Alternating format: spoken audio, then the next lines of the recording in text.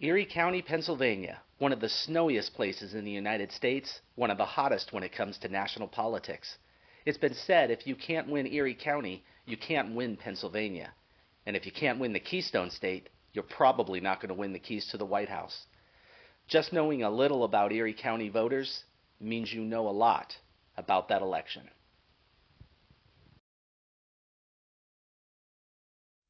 I'm Dr. Joe Morris, political analyst and a professor of political science.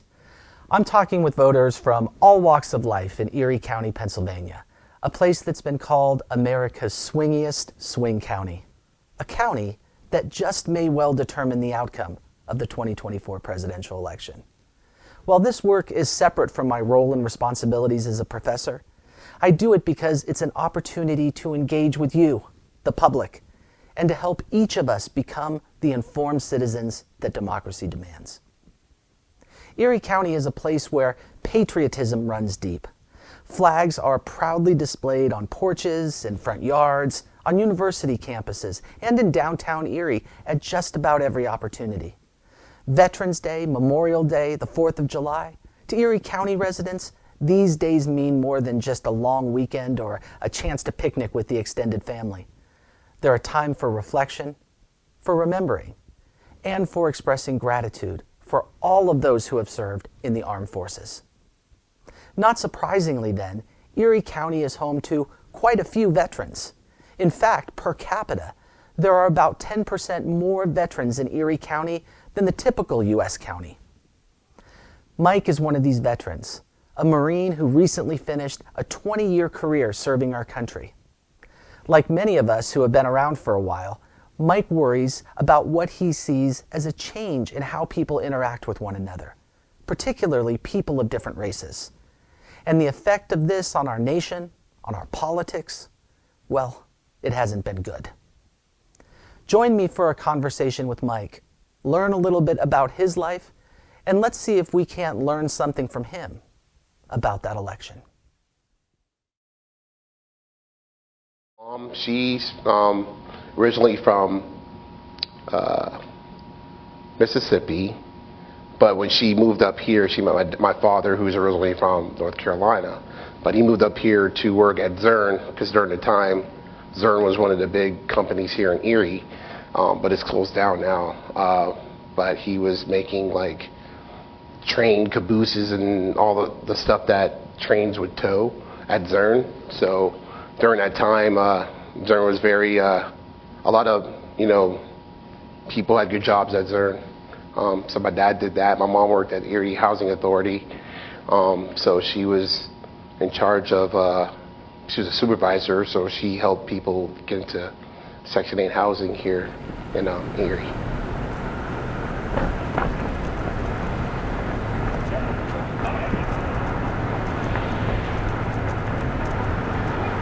Where did you grow up in this city? Were you... Okay, I was Upper East Side. Well, I started out on 18th and German.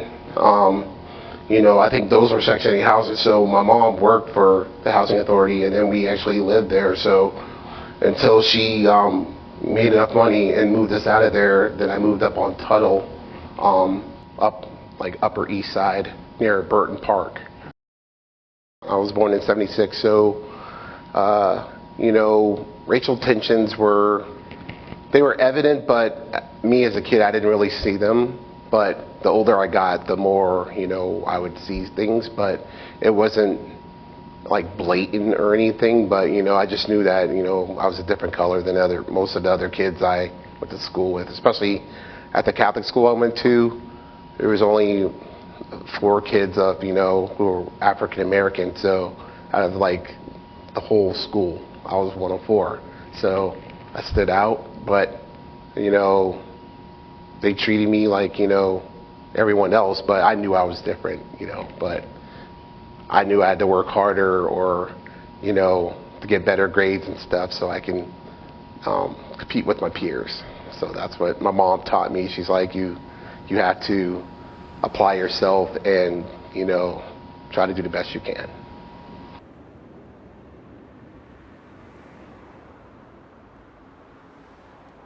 You did move away from Erie, though, right? I did. After graduating from high school. So my sister, again, 3 years, she graduated before me.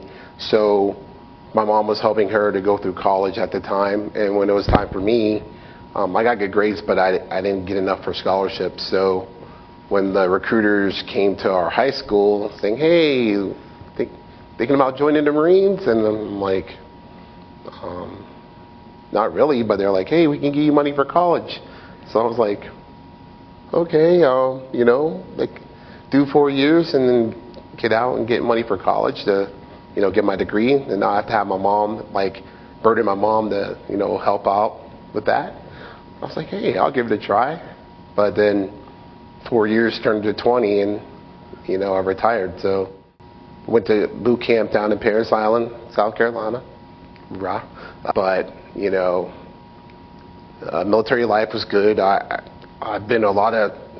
saw a lot of the world, a lot of the country, being stationed all over the country. My first couple years in, I went to Japan with the Arty unit I was in, and I got to do training at Mount Fuji, which not a lot of people can say, hey, I've been to Mount Fuji.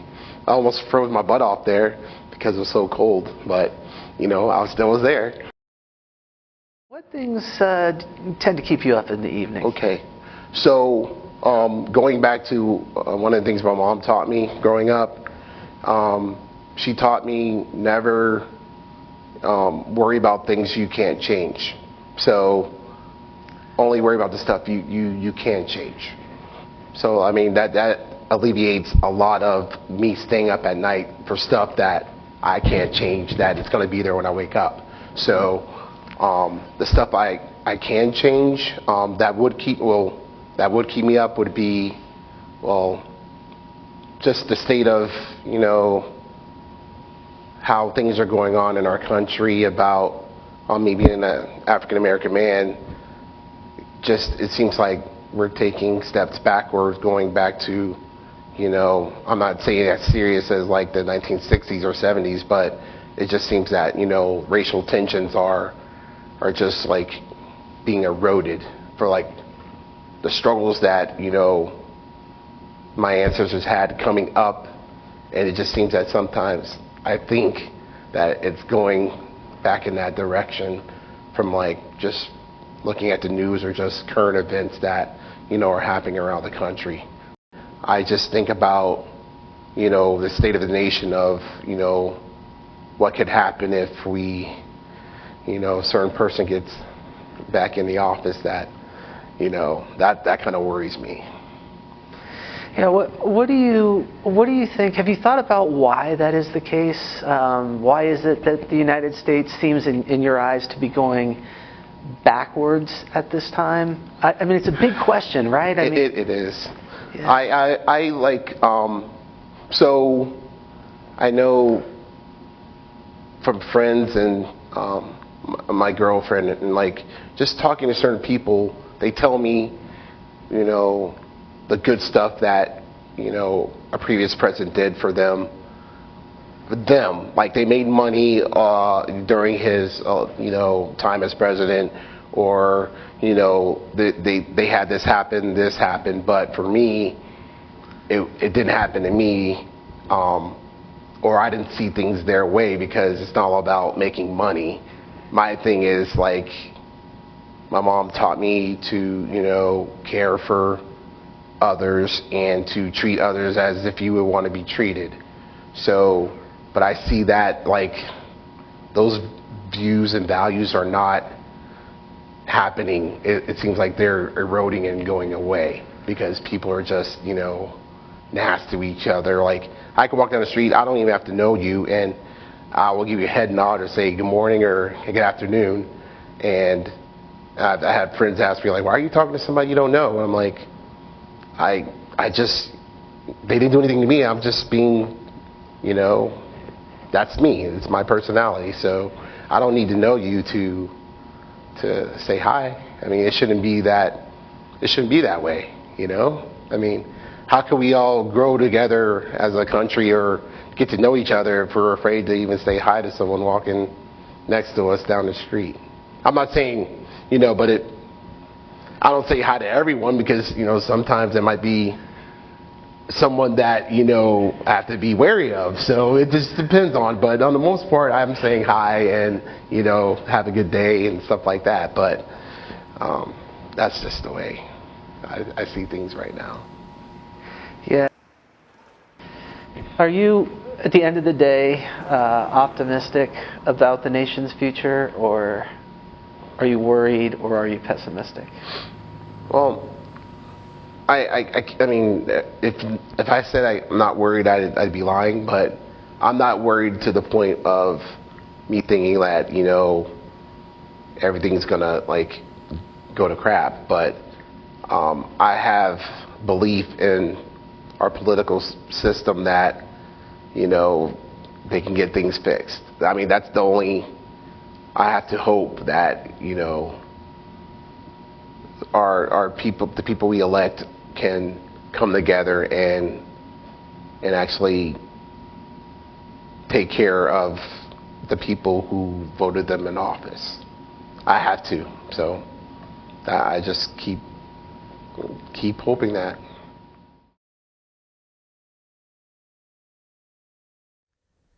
Honor, courage, commitment. These are the core values of the United States Marine Corps. Values that all Marines are taught will aid them in making the right decision on the battlefield and back at home in their communities.